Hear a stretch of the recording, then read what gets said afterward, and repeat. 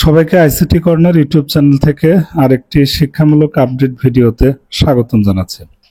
সম্মানিত ভিউয়ার্স, 2025 সালের জুনিয়র বৃত্তি পরীক্ষার সময়সূচি পরিবর্তন করা হয়েছে।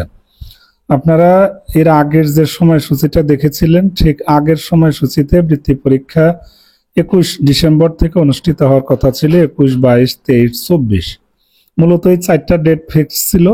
কিন্তু আজকে আমরা দৈনিক শিক্ষা অনলাইন পোর্টালে দেখলাম যে মাধ্যমিক উচ্চ শিক্ষা অধিদপ্তর মাওসি থেকে 2025 সালের জুনিয়র বৃত্তি পরীক্ষার সময়সূচি সংশোধন করা হয়েছে বা পরিবর্তন করা হয়েছে।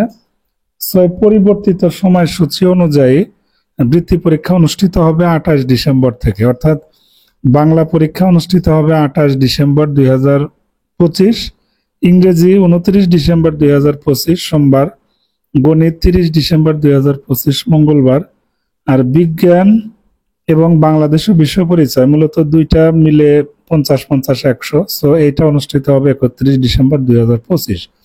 অর্থাৎ এই পরীক্ষাগুলো কিন্তু একদম ডিসেম্বরের শেষে শেষ হয়ে যাবে। সো আমি আবার বলছি, 2025 সালের জুনিয়র বৃত্তি পরীক্ষার সময়সূচি আজকে পরিবর্তন করা হয়েছে এবং এই পরিবর্তিত সময়সূচি খুব শীঘ্রই প্রত্যেকটা বোর্ড তাদের ওয়েবসাইটে এটা কিন্তু প্রকাশ করবে। এটি হচ্ছে আন্তঃশিক্ষা বোর্ডের একটা সিদ্ধান্ত। সো আমরা অবশ্যই আশা করছি যে আগামীকাল থেকে 2-1 দিনের মধ্যে আপনারা প্রত্যেকটা বোর্ডের ওয়েবসাইটে বৃত্তি পরীক্ষার পরিবর্তিত সময়সূচি আপনারা দেখতে পাবেন। ঢাকা, রাজশাহী, চট্টগ্রাম, বরিশাল, সিলেট, কুমিল্লা এবং যতগুলো শিক্ষা বোর্ড আছে তারা প্রত্যেকটা বোর্ডে কিন্তু তাদের ওয়েবসাইটে ঠিক জুনিয়র বৃত্তি পরীক্ষার যে সময়সূচি সেটি তারা কিন্তু প্রকাশ করবে। সো আপনারা অবশ্যই সেটা ডাউনলোড করে নেবেন।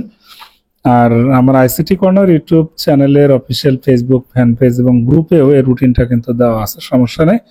যেহেতু পরীক্ষা মাত্র 4 দিন, সুতরাং এটা মনে রাখা খুবই সহজ যে 28 তারিখ বাংলা, 29 তারিখ ইংরেজি, 30 তারিখ গণিত এবং বিজ্ঞান ও বাংলাদেশ বিশ্ব পরিচয় যথাক্রমে 31 ডিসেম্বর 2025 বুধবারে কিন্তু অনুষ্ঠিত হবে। এটাই হচ্ছে ব্যাপার।